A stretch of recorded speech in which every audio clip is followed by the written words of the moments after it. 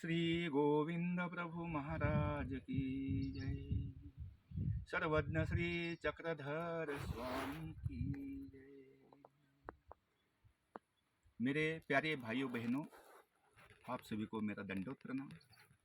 पूर्ण पर ब्रह्म परमेश्वर सर्वज्ञ श्री चक्रधर स्वामी महाराज जी के पवित्र चरणारविंद को मेरा प्रणिपात। श्री गोविंद प्रभु महाराज जी के चरणारविंद पर मेरा प्रणिपात। हम अभी जो है यहाँ, तो ये आचार्य का विस्मृत होना यानी भानखेड़ी, और उसके बाद स्मृति पर आना, ऐसा ये विश्वविख्यात महानुभाव पंथ के लिए परम आदरणीय श्रद्धेय ऐसा ये स्थान है, प्रातस्मरणीय है। और यही आचार्य जी मेरा चक्रधर दो, मेरा श्री चक्रधर दो, ऐसे प्रकार भिक्षा मांगते थे। लोगों ने उन्हें पागल समझाया था और वो भगवान के लिए पागल हुए थे। और ऐसे पागलपन के दौर में ही वो रात दिन चलते चलते इस भानखेड़ी के जंगल में आ गए हैं। 800-900 साल पहले की बात है। बहुत ही निबिड़ जंगल था। किरण, सूर्य किरण भी आ नहीं सकते थे नीचे, इतनी घनदाट जाली थी, जंगल था। और इस जंगल में विस्मृत होकर वो गिर गए हैं। और फिर नागदेव कहा गए, नागदेव कहा गए।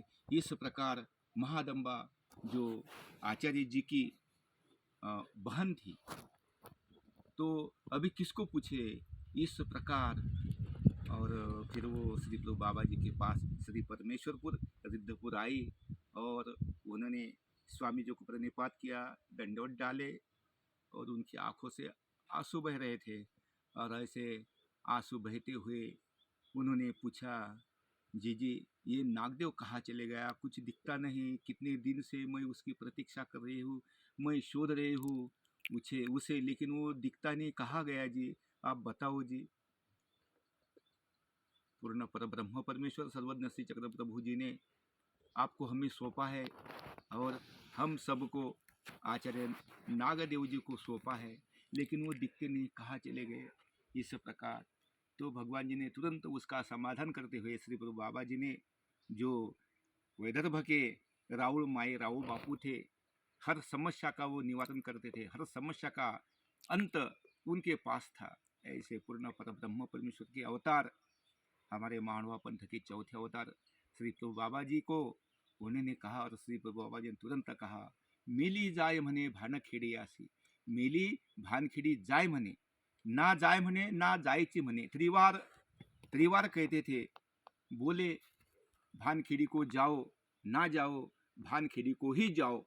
इस प्रकार संकेत श्री प्रभु बाबा जी ने किया।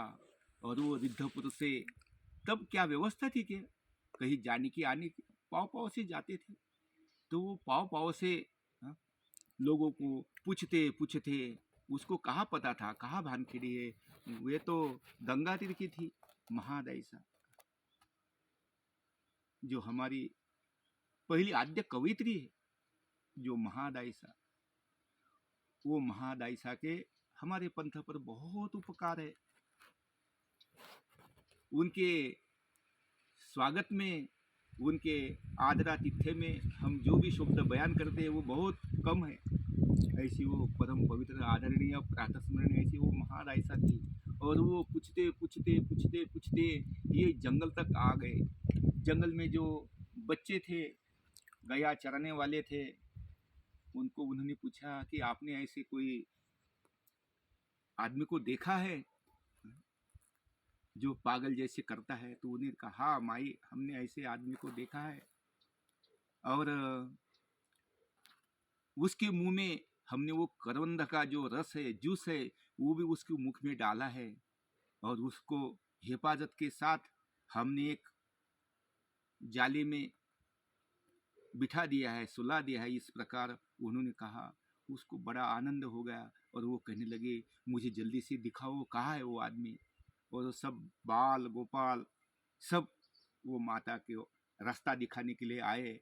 और उस जंगल में ये जो हम देख रहे हैं, ये जो मंदिर देख रहे हैं, इस मंदिर पर अभी ये मंदिर बना है, तब तो वो जाली थी।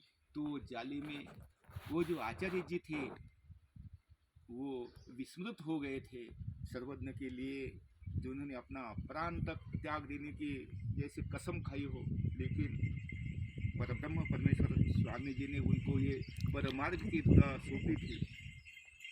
तो उनका बचना कितना आवश्यक था। अगर वो नहीं बचते तो मानव पंथ भी नहीं बचता था।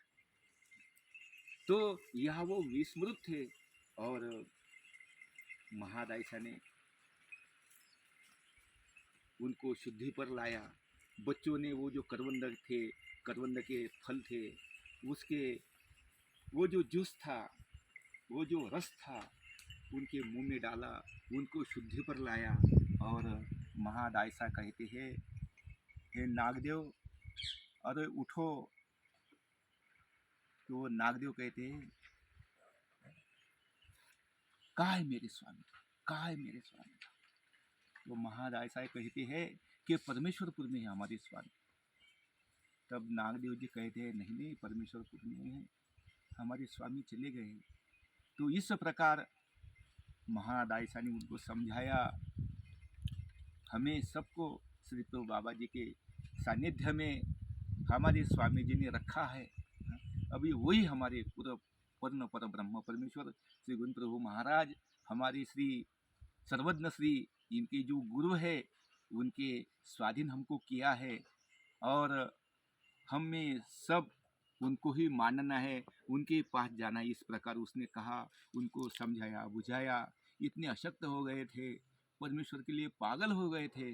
ऐसे श्री आचार्य श्री नागदेव आचार्य जी को यहाँ स्मृति आ गई। महादायसा के समझाने बुझाने पर उनको स्मृति आ गई। जो विस्मृत हो गए थे, मैं कौन हूँ, मैं कहाँ आया हूँ, मैं कौन हूँ, इस प्रकार जो विस्मृत हो गए थे, तो महादायसा ने उनको स्मृति पर लाया। अशक्त थे, चल नहीं सकते थे, तो अपने पीठ पर उनको लेकर पाव पाव से परमेश्वरपुर को वो ले गए। ऐसी वो महादायसा थी, परम पवित्र, आदरणीय, श्रद्धेय, प्रातस्मरणीय महानुभाव पंथ के लिए। समझो, उसने बहुत त्याग किया है, अपनी सर्वस्व का त्याग किया है। और ये जो पंथ है, इसके लिए उसने अपना पूरा जीवन बिताया है। ऐसी वो महादायसा श्री प्रभु बाबा जी के पास ले आई। स्वामी जी ने देखा और प्रसन्न हो गए श्री प्रभु बाबा जी, और इनको भी प्रसन्नता प्राप्त हुई स्वामी जी के दर्शन से।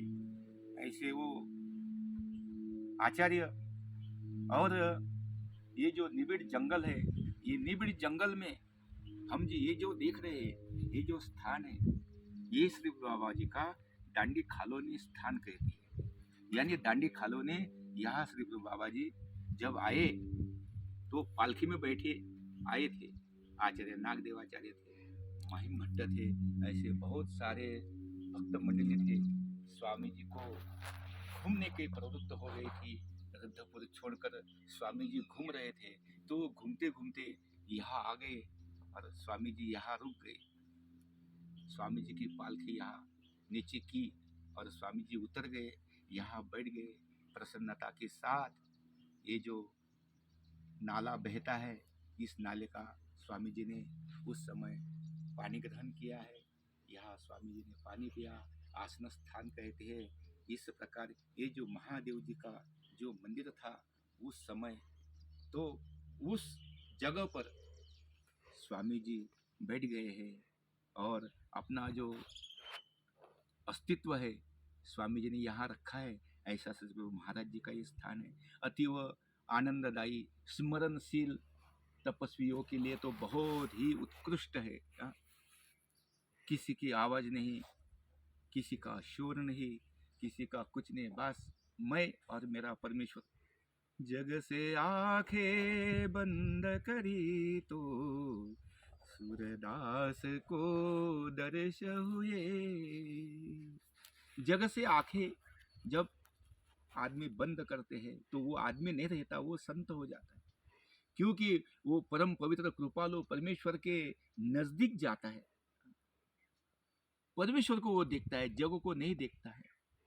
वैसे जैसे सूरदास जी ने सर्वज्ञ श्री गोविंद गोपाल कृष्ण महाराज जी का दर्शन किया, वैसे ही यहाँ जो भी आते हैं नामस्मरण करते हैं, बैठते हैं, उठते हैं, स्वामी जी की सेवा करते हैं, वो भी परमेश्वर के स्वरूप को नजदीक पहुंचने की तमन्ना रखते हुए और परमेश्वर को प्राप्त करते हैं। ऐसा ये महास्थान है, विजन स्थली है, बहुत ही आकर्षक है और बहुत ही निसर्ग रमणीय है। ऐसा ये भानखेड़ी का जंगल है, अमरावती से लगभग 10 किलोमीटर पर है ये। ऐसा ये परम पवित्र तीर्थ स्थान को मैं नमन करता हूँ, दंडवत करता हूँ। हमारी जो दीदी है वसुधा दीदी पालिमकर, ये पालिमकर शास्त्री जी इस चैनल की सेवा कर रही है और ऐसे ही नए नए वीडियो बनाने के लिए वो बहुत ही तत्परता के साथ अपना सहभाग सहयोग देते हैं। ऐसे ये हमारी जो दीदी है वसुधा दीदी पालिमकर, उनको भी मैं दंडवत प्रणाम करता हूँ और इस स्थान की महती बताते हुए आप सबसे रजा लेता हूँ। दंडवत प्रणाम।